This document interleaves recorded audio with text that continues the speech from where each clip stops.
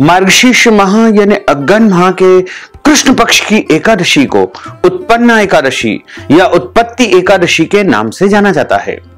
इस बार एकादशी तिथि का प्रारंभ 8 दिसंबर 2023 की सुबह 5:07 से हो जाएगा, जो कि 9 दिसंबर 2023 की सुबह 6:32 पर एकादशी तिथि समाप्त हो जाएगी। द्वादशी युक्त जो शुद्ध एकादशी होगी। उत्पन्ना एकादशी का व्रत 9 दिसंबर 2023 शनिवार के दिन ही रखना है। यह व्रत 9 दिसंबर के ब्रह्म मुहूर्त सुबह 4 बजे से शुरू होकर के अगले दिन यानी 10 दिसंबर 2023 रविवार की सुबह 7:11 से लेकर के 9:11 तक इस व्रत का पारणा कर लेना चाहिए। अगले दिन कोई और व्रत हो, जैसे प्रदोष का व्रत है या अन्य कोई भी व्रत है, तो आप फल या फलाहारी वस्तु से व्रत का पारणा कर सकते हैं। भक्तजनों, माताओं, बहनों, सादर जय श्री कृष्ण। हमारे YouTube चैनल में आप सभी का बहुत बहुत स्वागत है। मैं हूं आपके साथ आचार्य धर्मेंद्र शास्त्री।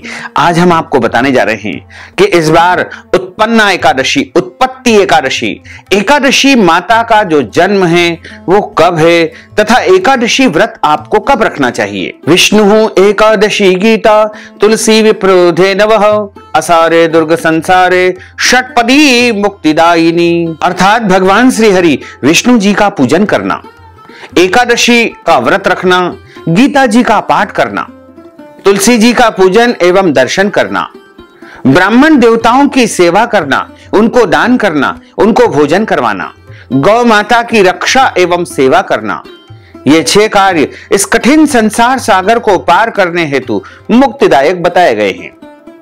एकादशी व्रत के विषय में हमारे धर्म ग्रंथों और पुराणों में कुछ निर्णय बताया गया है, क्योंकि जब एकादशी का व्रत होता है तो उसमें सूर्योदय का विशेष रूप से ध्यान दिया जाता है।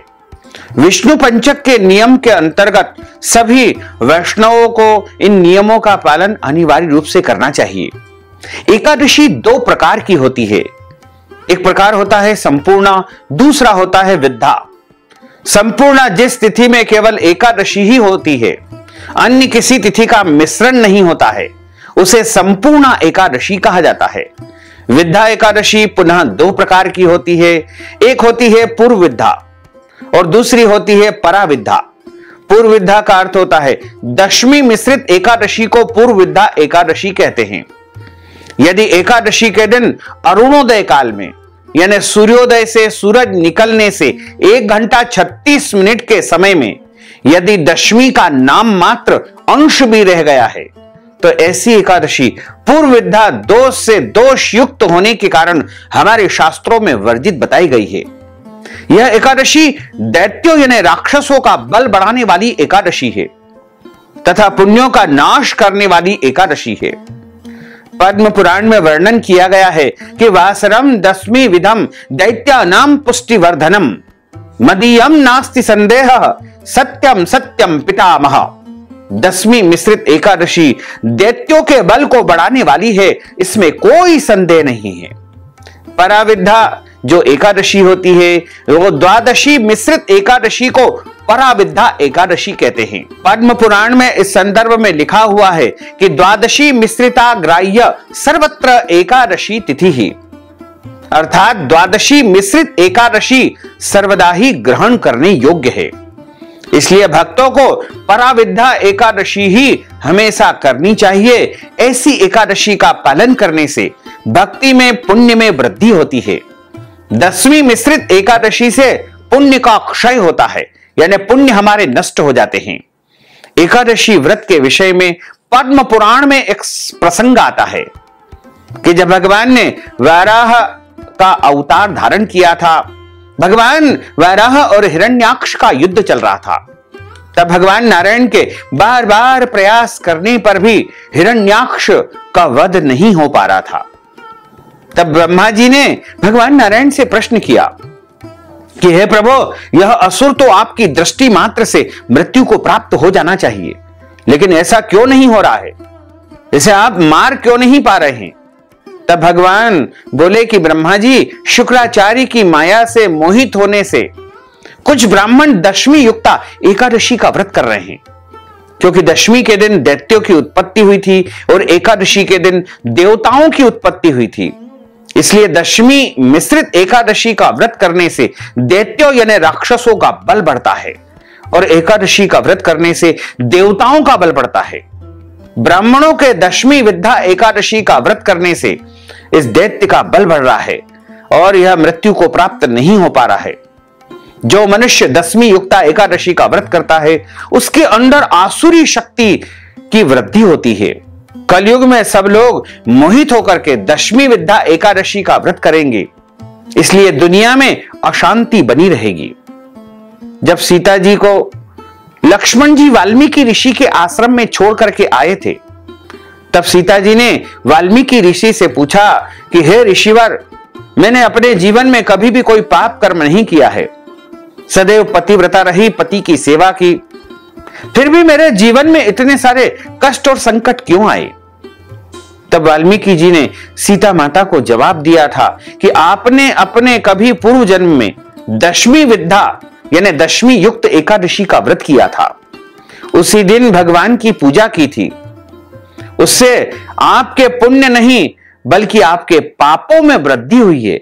उसी का यह परिणाम है कि आपको इतने कष्ट झेलना पड़े। पुराणों में लिखा हुआ है कि दशमी विद्या एकादशी का व्रत करने से धन और पुत्र का विनाश होता है। एकादशी दशमी विद्या अशुद्ध मानी गई है, आसुरी शक्ति को बढ़ाने वाली है, इसलिए इस दिन एकादशी व्रत कदापि शास्त्र सम्मत नहीं है। पुराणों में स्पष्ट मत मिलता है कि अगर दशमी विद्या एकादशी हो, दूसरे दिन सूर्योदय से पहले एकादशी तिथि समाप्त हो रही है, तो द्वादशी के दिन एकादशी का व्रत करके त्रयोदशी के दिन ही एकादशी व्रत का पारणा करना चाहिए। इसलिए इस बार एकादशी का व्रत सभी भक्तजनों और माताओं बहनों को 9 दिसंबर 2023 के दिन ही रखना चाहिए। पूरे एक वर्ष में 24 एकादशी आती है, लेकिन जिस साल अधिक मास या पुरुषोत्तम मास आता है उस साल 2 अधिक एकादशी यानी कुल मिलाकर के 26 एकादशी आती है। प्रत्येक महीने में 2 बार एकादशी आती है, एक कृष्ण पक्ष में, दूसरी शुक्ल पक्ष में। दोनों ही एकादशियों का भिन्न भिन्न महत्व हमारे धर्म ग्रंथों तथा पुराणों में बताया गया है। एकादशी का व्रत भगवान श्री लक्ष्मी नारायण जी का परम प्रिय व्रत माना गया है। एकादशी का व्रत करने से मनुष्यों के कई जन्मों के पाप जड़ से नष्ट हो जाते हैं तथा उनके पुण्यों का उदय होता है। जब मनुष्य के जन्म जन्मांतर के पाप नष्ट हो जाते हैं तभी उन्हें सांसारिक एवं भौतिक सुखों की प्राप्ति होती है। जो भक्तजन माताएं बहनें एकादशी का व्रत करते हैं उनको दशमी तिथि से लेकर के द्वादशी तक कुछ महत्वपूर्ण नियमों का पालन अनिवार्य रूप से करना चाहिए। दशमी के दिन एक समय शुद्ध एवं सात्विक भोजन करें। दशमी के दिन लहसुन, प्याज, चावल, शहद, प्याज, मांस, मदिरा, मसूर की दाल, कटहल की सब्जी का उपयोग नहीं करना चाहिए। दशमी के दिन पराय अन्न अर्थात दूसरे के घर का भोजन नहीं करना चाहिए। दशमी के दिन ब्रह्मचर्य व्रत का पालन करना चाहिए तथा एकादशी के दिन सुबह जल्दी उठ करके ब्रह्म मुहूर्त में स्नान करके पूजा अर्चना करके एकादशी व्रत का संकल्प धारण करना चाहिए। पद्म पुराण के उत्तरखंड के अध्याय 64 में श्लोक नंबर 34 में लिखा हुआ है कि एकादश्याम निराहार स्थित्वाहं परेहनि भोक्षामि पुंडरीकाक्ष शरणम में भवाच्युत। हे कमल नयन, हे भगवान अच्युत, मैं एकादशी के दिन निराहार रह करके दूसरे दिन ही भोजन करूंगा। एकादशी व्रत का जो संकल्प है वो सभी को अवश्य धारण करना चाहिए। यदि आप निष्काम भाव से व्रत करते हैं, निष्काम व्रत का अर्थ होता है बिना किसी कामना की किए जाने वाले व्रत को निष्काम व्रत कहा जाता है।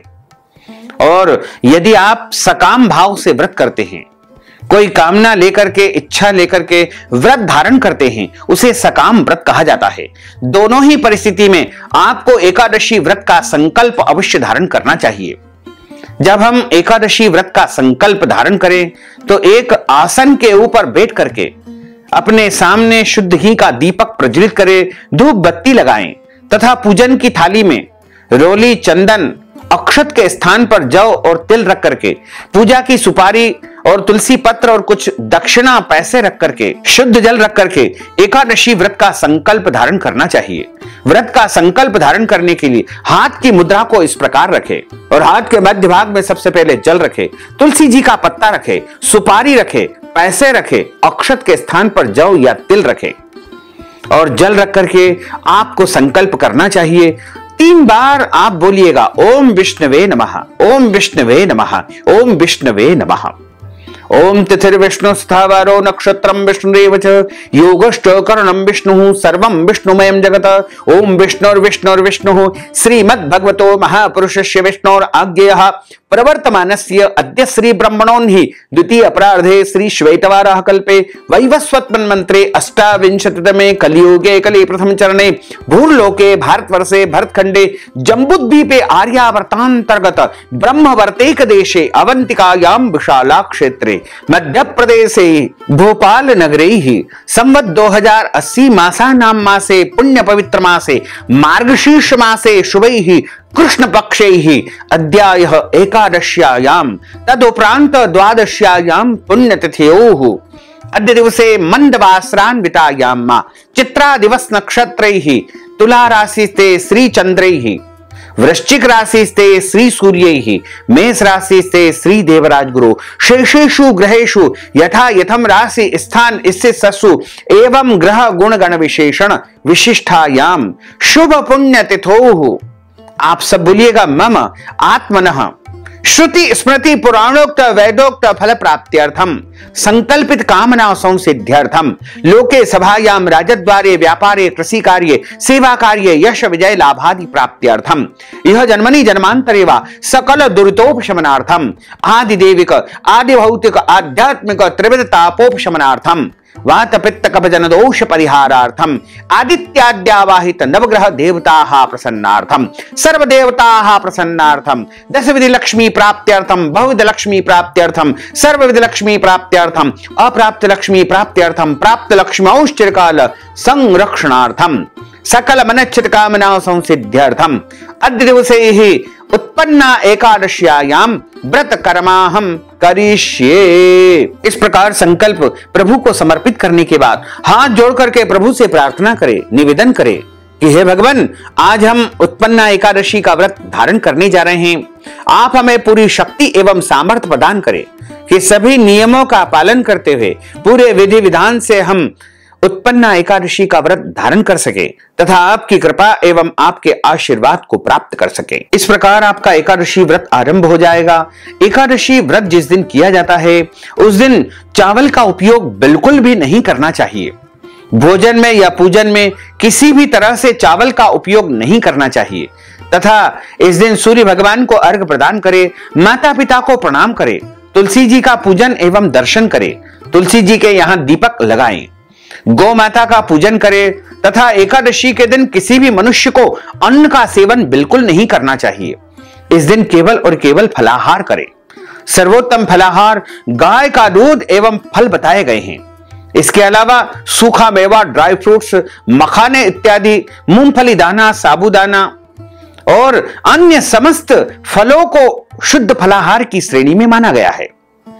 एकादशी के दिन किसी भी मनुष्य को अपने घर में अभक्ष भक्षण जैसे लहसुन, प्याज, मांस, मदिरा का उपयोग बिल्कुल नहीं करना चाहिए।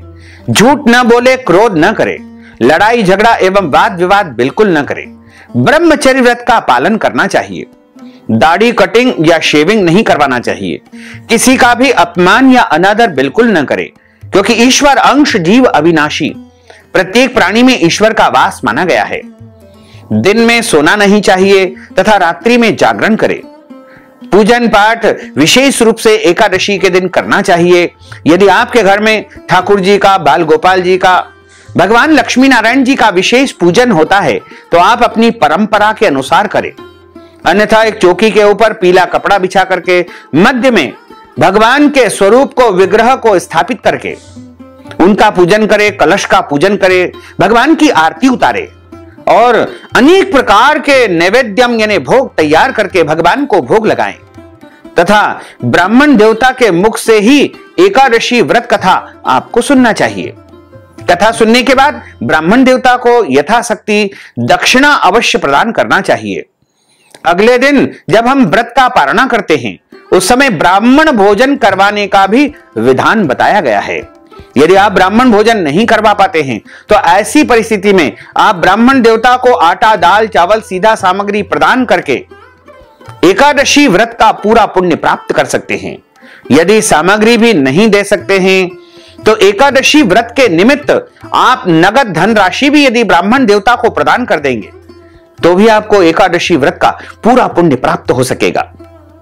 अगर आपके घर परिवार में जन्म अथवा मृत्यु का सूतक लग जाता है तो ऐसी परिस्थिति में भी आपको एकादशी व्रत अवश्य करना चाहिए, लेकिन भगवान का स्पर्श या पूजन नहीं किया जाता है। यदि आपके घर परिवार में माताएं बहनें रजस्वला धर्म पीरियड में यदि एकादशी व्रत करना चाहती है तो अवश्य करें, लेकिन भगवान का स्पर्श या पूजन कार्य उनको नहीं करना चाहिए। और जो भक्तजन एकादशी का व्रत करते हैं उनको पेड़ पौधों को काटना या छांटना नहीं चाहिए, भूमि को खोदना नहीं चाहिए। किसी भी प्रकार का पाप कर्म, गलत कर्म, अनैतिक कर्म एकादशी के दिन बिल्कुल नहीं करना चाहिए।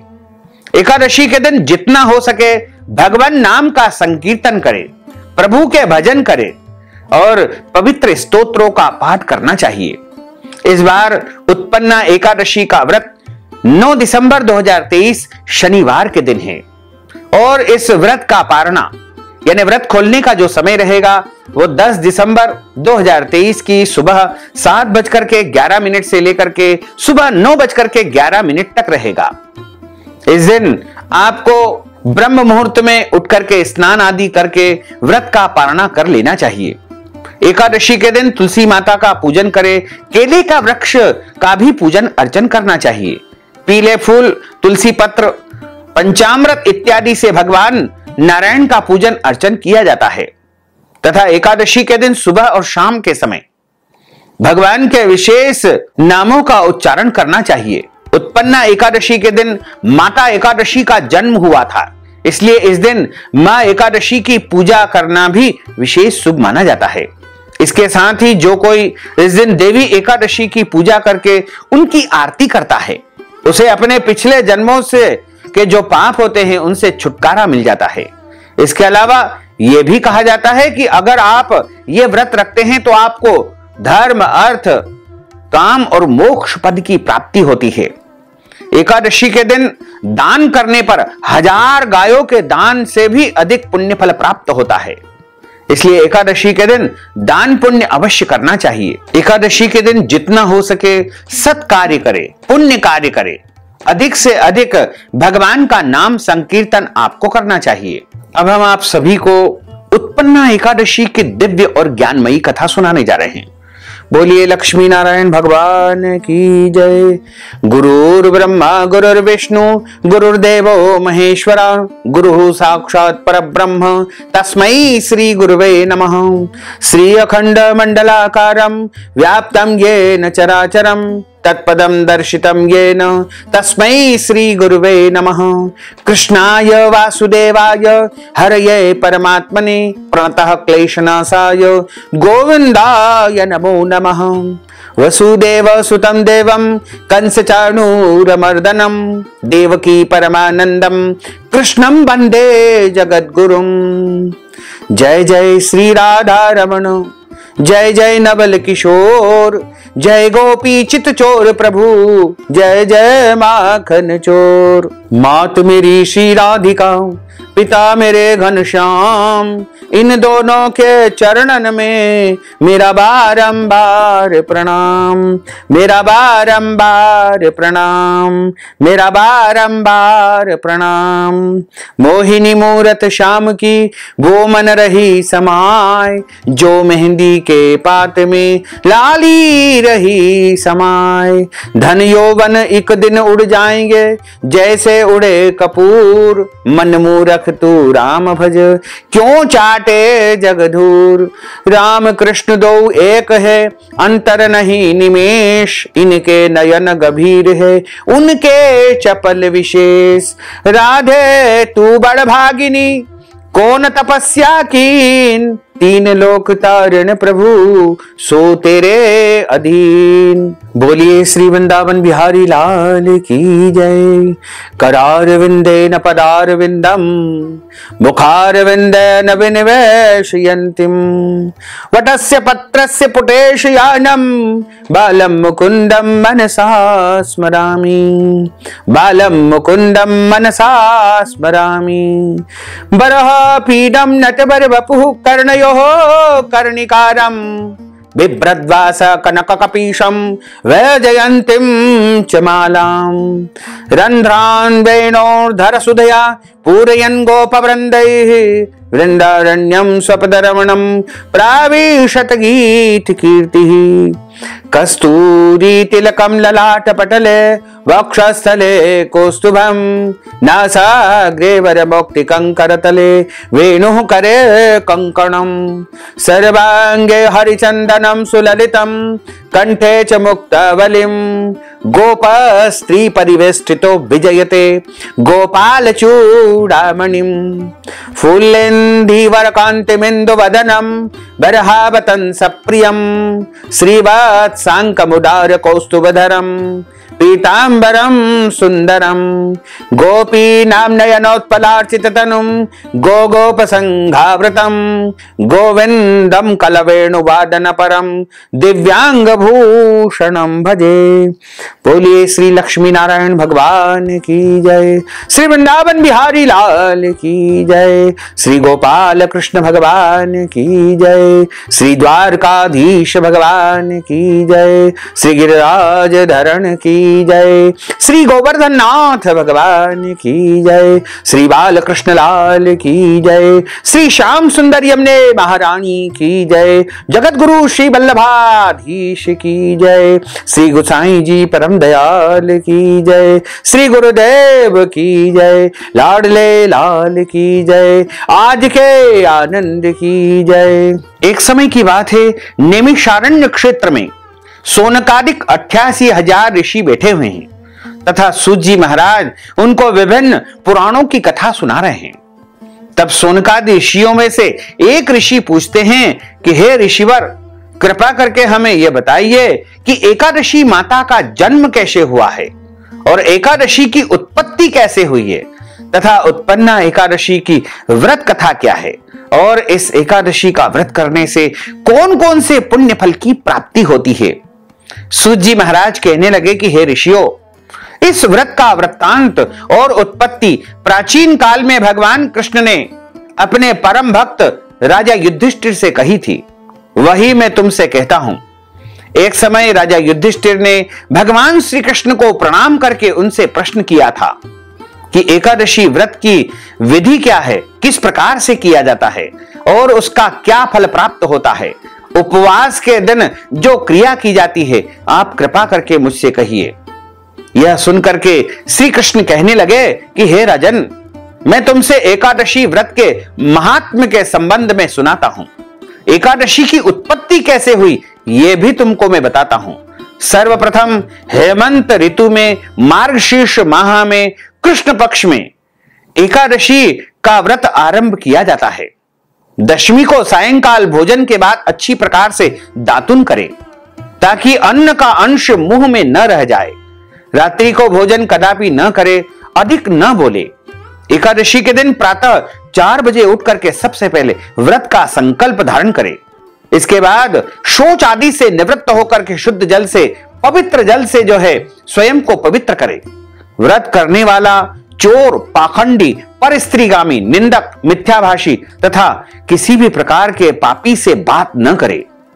स्नान करने के बाद धूप दीप नैवेद्य आदि 16 उपचारों से, 16 प्रकार की वस्तुओं से भगवान नारायण का, वासुदेव का पूजन अर्चन करे और रात को दीप दान करे। रात्रि में सोना या प्रसंग नहीं करना चाहिए। सारी रात भजन कीर्तन करके प्रभु का स्मरण करना चाहिए। जो कुछ पहले जाने अनजाने में पाप हो गए हैं उनकी क्षमा याचना प्रभु से मांगना चाहिए। धर्मात्मा पुरुषों को, पुण्यवान पुरुषों को, माताओं बहनों को कृष्ण पक्ष और शुक्ल पक्ष दोनों ही पक्षों की एकादशियों को समान समझ करके उनका व्रत अवश्य करना चाहिए। जो मनुष्य इस विधि से एकादशी का व्रत करते हैं, उन्हें शंखोद्धार तीर्थ में स्नान करके भगवान के दर्शन से जो पुण्य फल प्राप्त होता है, वही फल एकादशी व्रत के 16वें भाग के समान भी नहीं है। व्यतिपात के दिन दान देने का लाख गुना फल मिलता है। संक्रांति से 4 लाख गुना तथा सूर्य चंद्र ग्रहण में स्नान दान से जो पुण्य प्राप्त होता है, वही पुण्य एकादशी के दिन व्रत करने से मनुष्य को सहज में ही प्राप्त हो जाता है। अश्वमेध यज्ञ करने से 100 गुना तथा 1 लाख तपस्वियों को 60 साल तक निरंतर भोजन करवाने से 10 गुना, 10 ब्राह्मणों अथवा 100 ब्रह्मचारियों को भोजन करवाने से 1000 गुना पुण्य भूमि दान करने से प्राप्त होता है। उससे 1000 गुना पुण्य कन्यादान करने से प्राप्त होता है। इससे भी 10 गुना पुण्य विद्यादान करने से मनुष्य को प्राप्त होता है। विद्यादान से 10 गुना पुण्य भूखे व्यक्ति को भोजन कराने से मिलता है। अन्नदान के समान इस संसार में कोई ऐसा कार्य नहीं है जिससे देवता और पितर दोनों तृप्त होते हैं, परंतु एकादशी के व्रत का पुण्य सबसे अधिक बताया गया है। हजारों यज्ञों से भी अधिक इसका फल प्राप्त होता है। इस व्रत का प्रभाव देवताओं को भी दुर्लभ है। रात्रि को भोजन करने वाले को उपवास का आधा फल मिलता है और दिन में 1 बार भोजन करने वाले को भी आधा ही फल प्राप्त होता है, जबकि निर्जला या फलाहार करके व्रत रखने वाले का महात्म तो देवता भी वर्णन नहीं कर पाते हैं।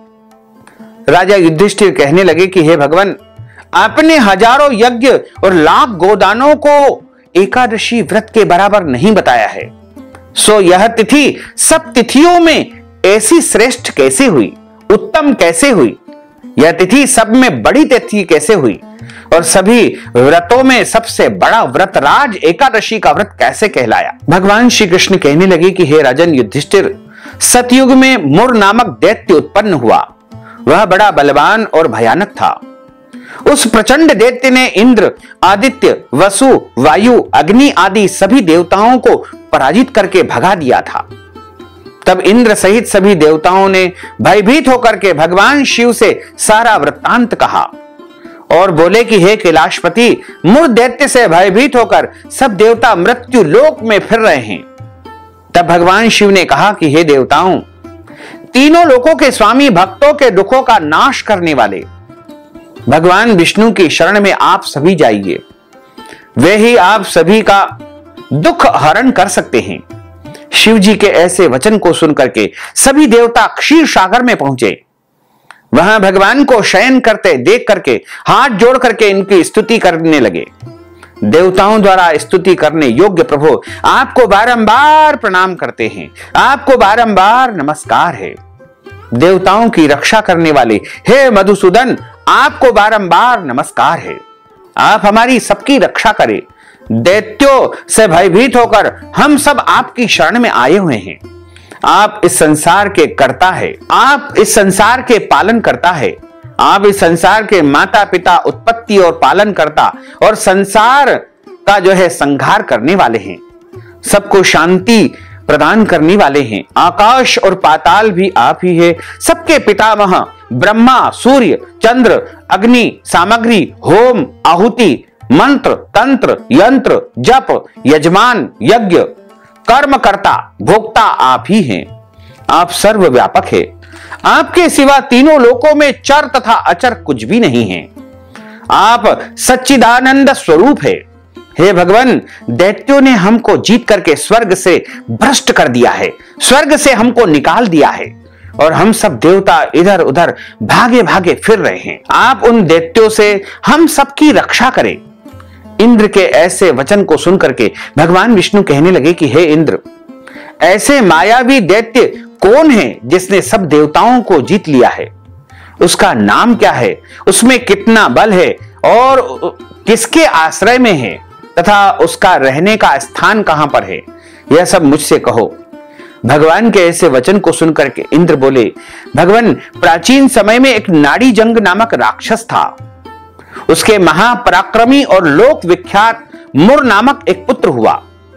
उसकी चंद्रावती नाम की नगरी है। उसी ने सभी देवताओं को स्वर्ग से निकाल करके वहां अपना अधिकार जमा लिया है। उसने इंद्र, अग्नि, वरुण, यम, वायु, ईश, चंद्रमा, नैरत आदि सबके स्थान पर अधिकार कर लिया है। सूर्य बनकर के स्वयं ही प्रकाश करता है, स्वयं ही मेघ बन बैठा है और सबसे अजय है। हे असुर निकंदन, उस दुष्ट को मार करके देवताओं को अजय बनाइए। यह वचन सुनकर के भगवान ने कहा कि हे देवताओं, मैं शीघ्र ही उसका संहार करूंगा, तुम चंद्रावती नगरी जाओ। इस प्रकार कह करके भगवान सहित सभी देवताओं ने चंद्रावती नगरी की ओर प्रस्थान किया। उस समय दैत्य मुर सेना सहित युद्ध भूमि में गरज रहा था। उसकी भयानक गर्जना सुनकर के सभी देवता भय के मारे चारों दिशाओं में भागने लगे। जब स्वयं भगवान रणभूमि में आए तो दैत्य उन पर भी अस्त्र शस्त्र आयुध लेकर के दौड़ पड़ा। भगवान ने उन्हें सर्प के समान अपने बाणों से बीन डाला। बहुत से दैत्य मारे गए, केवल मुर बचा हुआ था। वह अविचल भाव से भगवान के साथ युद्ध करता रहा। भगवान जो जो भी तीक्ष्ण बाण चलाते वह उसके लिए पुष्प सिद्ध होता। उसका शरीर छिन्न भिन्न होता गया, किंतु वह लगातार युद्ध करता रहा। दोनों के बीच में मल्ल युद्ध हुआ। 10,000 साल तक निरंतर भगवान और मुर का युद्ध चलता रहा, किंतु मुर अभी भी नहीं मारा, अभी भी नहीं थका, अभी भी नहीं हारा। थक करके भगवान बद्रिकाश्रम चले गए। वहां हेमवती नामक सुंदर गुफा थी। उसमें विश्राम करने के लिए भगवान उस गुफा के अंदर प्रवेश कर गए। यह गुफा 12 योजन लंबी थी और उसका एक ही द्वार था। भगवान श्री हरि विष्णु वहां पर योग निद्रा की गोद में सो गए। मुर भी पीछे पीछे आ गया और भगवान को सोया देख करके मारने को तैयार हुआ। तभी भगवान के शरीर से उज्जवल कांतिमय रूप वाली एक देवी प्रकट हुई।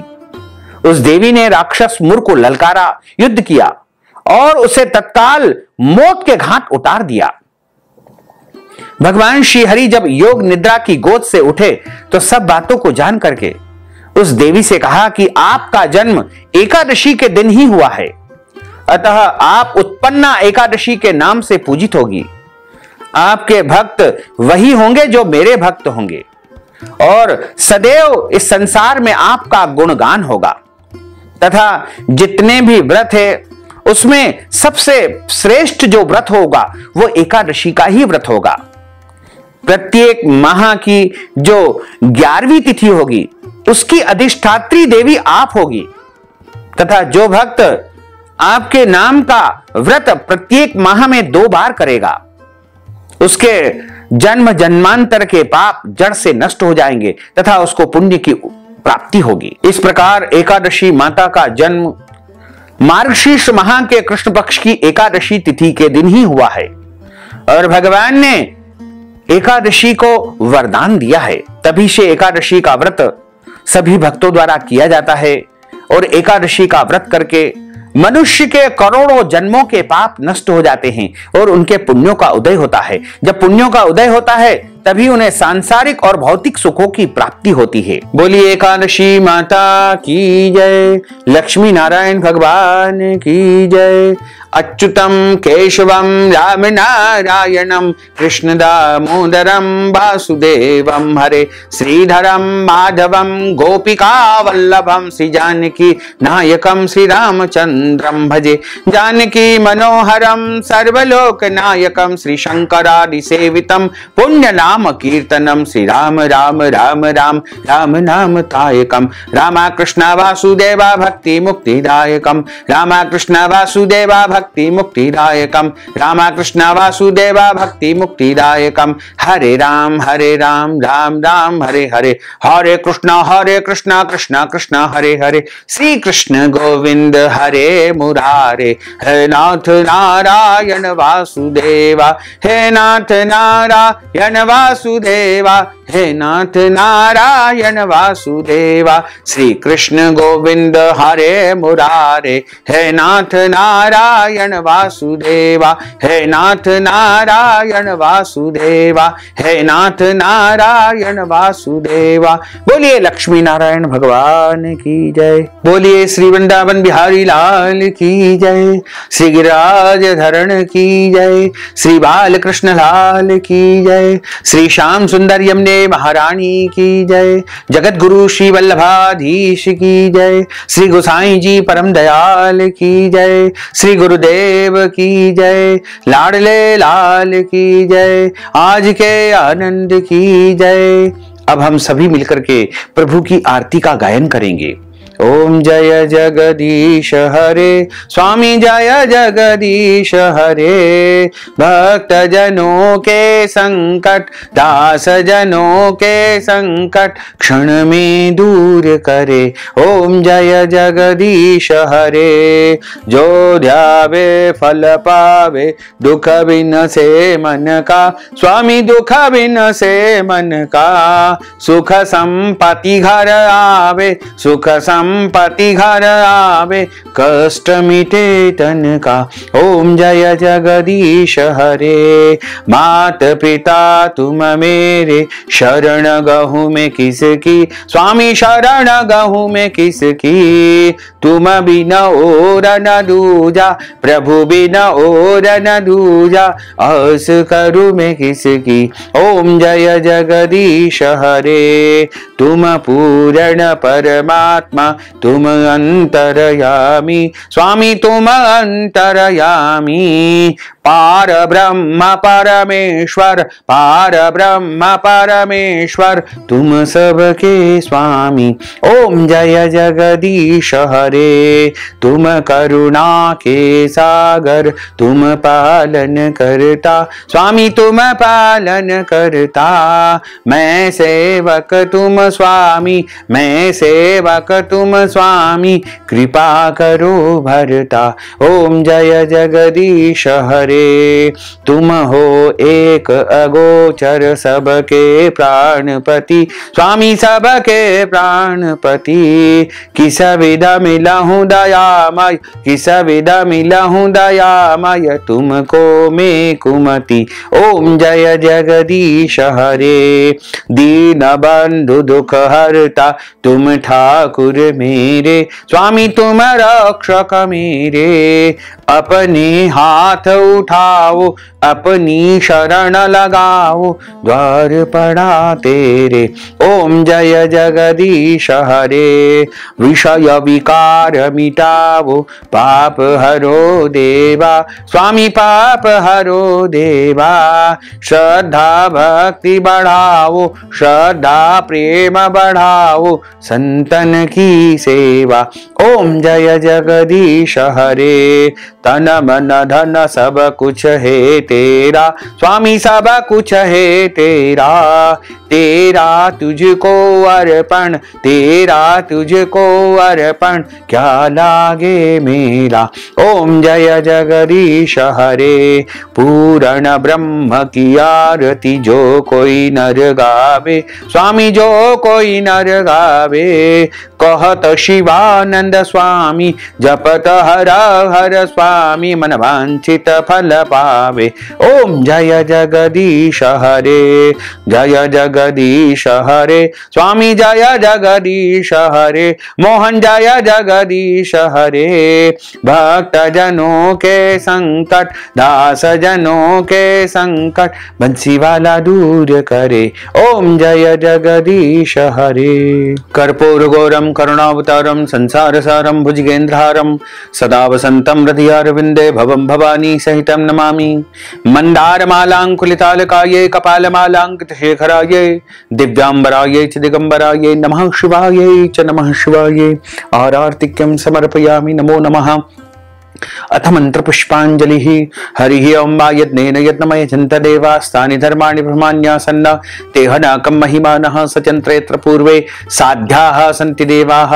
ओं राजाधिराजाय प्रसय्यसाहिने नमो वयं वै श्रवणाय कुर्महे समे कामान् कामकामाय मह्यं कामेश्वरो वै श्रवणो ददातु कुबेराय वै श्रवणाय महाराजाय नमः। ओं स्वस्ति साम्राज्यं भोज्यं स्वराज्यं वैराज्यं पारमेष्टं राज्यं महाराजमाधिपत्यमय्यं समन्त स्यात् सार्वभौमः सर्वायुषान्तार्धा परार्धात् पृथिव्यै समुद्रपर्यन्ताय एकराडिति पेश श्लोकोऽभिहितो मरुतः परिवेष्टारो मरुतस्यावसान ग्रहे आविक्षतस्य कामप्रेर विश्वे देवा सभासदेति। ओम विश्व तच्चक्षुरुत विश्रुतो मुखो विश्रुतो बाहुरुतो शस्पात् संबाहुभ्यां धमति संपतत्रेर्द्या वा भूमिं जनयन् देवैकः। ओम एकदन्ताय विद्महे वक्रतुण्डाय धीमहि तन्नो दन्तिः प्रचोदयात् आदिशक्ति च विद्महे जगन्माताय धीमहि तन्नो शक्तिः प्रचोदयात् तत्पुरुषाय विद्महे महादेवाय धीमहि तन्नो रुद्रः प्रचोदयात्। ओम क्लीं कृष्णाय विद्महे दामोदराय धीमहि तन्नो श्री कृष्णः प्रचोदयात्। सांगाय सपरिवाराय सायुधाय सशक्तिकाय सवाहनाय सगणाय भगवते श्री लक्ष्मी नारायण देवताभ्यो नमो नमः। मंत्र पुष्पांजलिं समर्पयामि नमो नमः। नाना सुगंध पुष्पाणि यथा कालोद्भवानि च पुष्पांजलिं मया दत्तं गृहाण परमेश्वर। मंत्र पुष्पांजलिं समर्पयामि नमो नमः। मंत्रहीनं क्रियाहीनं भक्तिहीनं सुरेश्वर यत्पूजितं मया देव परिपूर्णं ततस्तु मे। आवाहनं न जानामि तवार्चनं पूजाञ्च न जानामि क्षम्यतां परमेश्वर क्षम्यतां परमेश्वर क्षम्यतां परमेश्वर। त्वमेव माताश्च पिता त्वमेव बन्धुश्च सखा त्वमेव विद्या द्रविणं त्वमेव सर्वं मम देव त्वमेव सर्वं मम देव त्वमेव माताश्च पिता त्वमेव बन्धुश्च सखा त्वमेव विद्या द्रविणं त्वमेव सर्वं मम देव त्वमेव सर्वं मम देव। बोलिए श्री लक्ष्मी नारायण भगवान की जय, श्री वृंदावन बिहारी लाल की जय, श्री गिरिराज धरण की जय, श्री बालकृष्ण लाल की जय, श्री श्याम सुंदर यमुने महारानी की जय, जगत गुरु श्री वल्लभाधीश की जय, श्री गोसाई जी परम दयाल की जय, श्री गुरुदेव की जय। धर्म की जय हो, अधर्म का नाश हो, प्राणियों में सद्भाव न हो, विश्व का कल्याण हो, सनातन धर्म की जय हो, गौ माता की जय हो, नगर बस्ती की जय हो, आज के आनंद की जय हो, कल के आनंद की जय हो, परसों के आनंद की जय हो, बरसों के आनंद की जय हो। ओम नमः पार्वती पते हर हर महादेव हर। भक्तजनों, माताओं बहनों, यदि आप उत्पन्ना एकादशी उत्पत्ति एकादशी के निमित्त कोई भी दान पुण्य करना चाहते हैं, कथा की दक्षिणा देना चाहते हैं, ब्राह्मणों को भोजन करवाना चाहते हैं, ब्राह्मणों को फलाहार करवाना चाहते हैं, अन्नदान, वस्त्रदान, गौदान या कोई भी दान पुण्य यदि आप उत्पन्ना एकादशी के निमित्त करना चाहते हैं तो आप हमारे गूगल पे, फोन पे, पेटीएम नंबर या अकाउंट नंबर के माध्यम से नगद धनराशि पहुंचा करके उत्पन्ना एकादशी का संपूर्ण पुण्य लाभ प्राप्त कर सकते हैं। साथ ही आप सभी से अनुरोध है कि हमारे इस ज्ञानवर्धक वीडियो को अधिक से अधिक लोगों को शेयर करिएगा, लाइक करिएगा, कमेंट करिएगा और यदि अभी तक आपने सब्सक्राइब नहीं किया है तो अभी और इसी समय सब्सक्राइब कर लीजिए ताकि इसी प्रकार की ज्ञानवर्धक वीडियो सबसे पहले आपको प्राप्त हो सके। आपको और आपके पूरे परिवार को सादर जय श्री कृष्ण, सादर धन्यवाद।